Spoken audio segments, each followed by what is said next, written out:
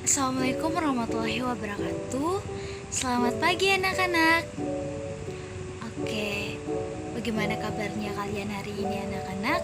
Apakah kalian sudah siap belajar?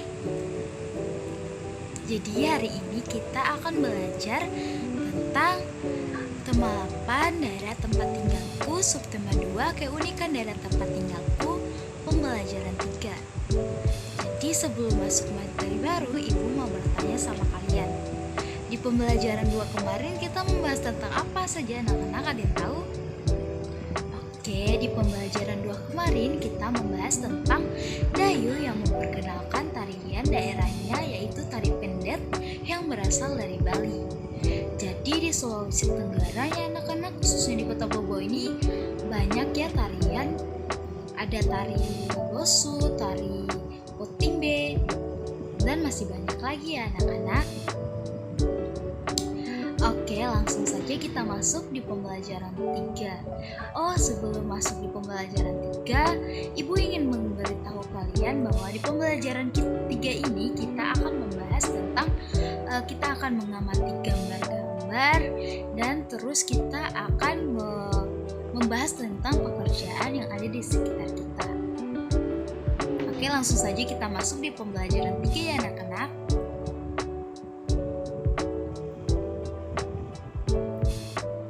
Jadi di pembelajaran 3 ini, di sini ada Dayu, Ayah Dayu, dan juga Om Badut. Mari kita baca sama-sama teksnya ya anak-anak.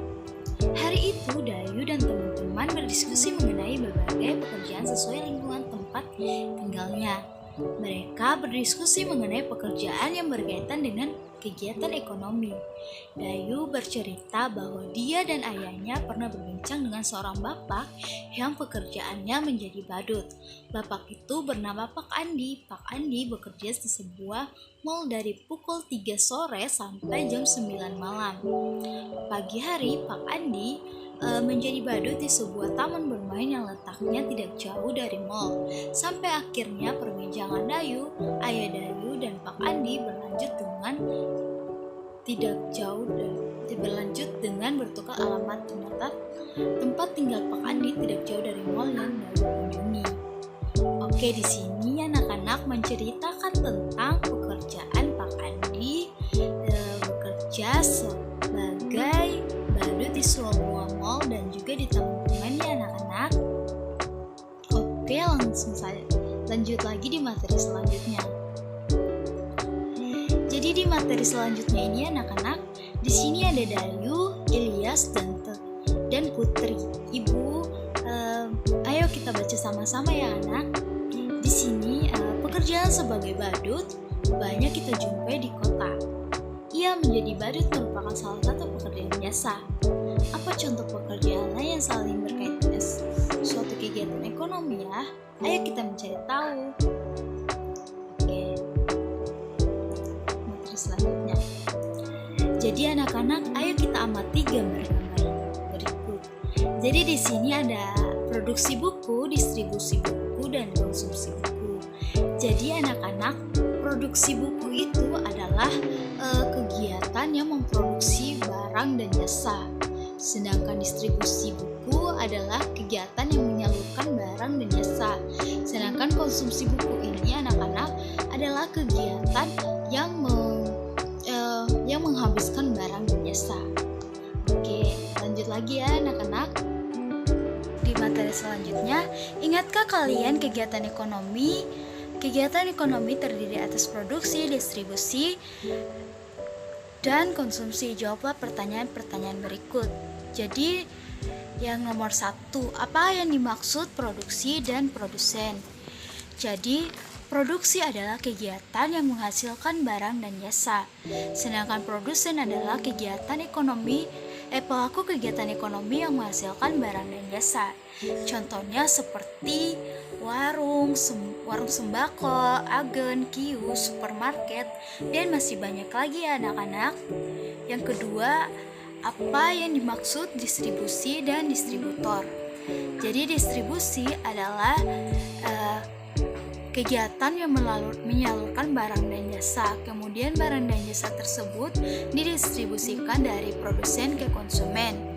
Sedangkan distributor adalah pelaku kegiatan ekonomi yang menyalurkan barang, yang mendistribusikan barang dan jasa dari produsen ke konsumen. Contohnya seperti pedagang bakso yang menawarkan dagangannya. Contoh lain seperti penjual online yang menawarkan dagangannya secara online.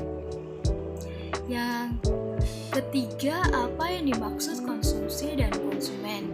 Konsumsi adalah kegiatan yang menggunakan barang dan jasa, sedangkan konsumen adalah pelaku kegiatan ekonomi yang menggunakan barang dan jasa yang dia inginkan. Contohnya seperti kita membeli pakaian, kemudian pakaian tersebut kita pakai. Itu ya contohnya anak-anak. Kemudian yang keempat, apa kegiatan penduduk pada gambar Rubik Ayo Amati? Jadi pada gambar Rubik Ayo Amati itu anak-anak, pada gambar tersebut ada 3 pelaku kegiatan ekonomi yang dimana ada produsen, ada produksi, distribusi, dan juga konsumsi, yang dimana ketiga pelaku itu saling berkaitan. Pengusaha memproduksi barang berupa buku, kemudian buku tersebut didistribusikan ke toko-toko buku. Toko buku bertindak sebagai penjual buku, pembeli bertindak sebagai konsumen. Oke, nomor 5, dalam memproduksi buku, seorang produsen menata isi. Produsen melibatkan banyak pekerja, diantaranya ada penulis buku, ada yang menata buku, ada yang menggambar isi buku, ada juga yang mencetak, ada yang menjilid, ada yang menata buku dalam kardus, ada supir yang mengantar ke toko-toko buku, dan lain sebagainya. Nah, pilih salah satu di antara pekerjaan yang ada pada produksi buku, kemudian cari tahu syarat menjadi pekerja sesuai pilihanmu. Jadi salah satu pekerjaan yang ada pada produksi buku adalah penulis buku. Kita harus memenuhi syarat, yaitu kita harus rajin membaca anak-anak, dan kita harus rajin juga menulis buku, kreatif, berwawasan luas, disiplin, fokus, dan fokus pada bidang yang dimiliki. Jadi di sini ayo mengamati. Jadi anak-anak, ayo kita amati gambar ini. Apakah gambar di atas menunjukkan keragaman karakteristik apa yang sedang dilakukan oleh anak-anak pada gambar di atas? Jadi di sini anak-anak pada gambar ini ada Dayu, ada Ilyas, ada Mardan, ada Putri.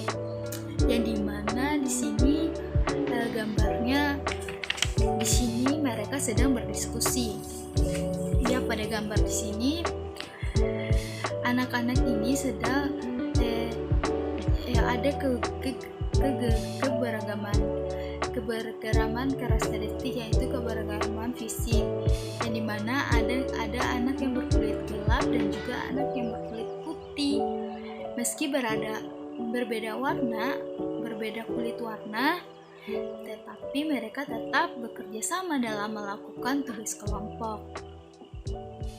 Jadi anak-anak kita itu harus saling bersama ya, biarpun kita beda agama, beda bahasa, kita tetap harus sama ya. Kemudian di sini ada cerita Kali Gajah. Di sini Kali Gajah ini menceritakan tentang di sini ada Kisopowira, Sultan Agung, dan Kiai Dwi Pangga. Ini mereka bercerita tentang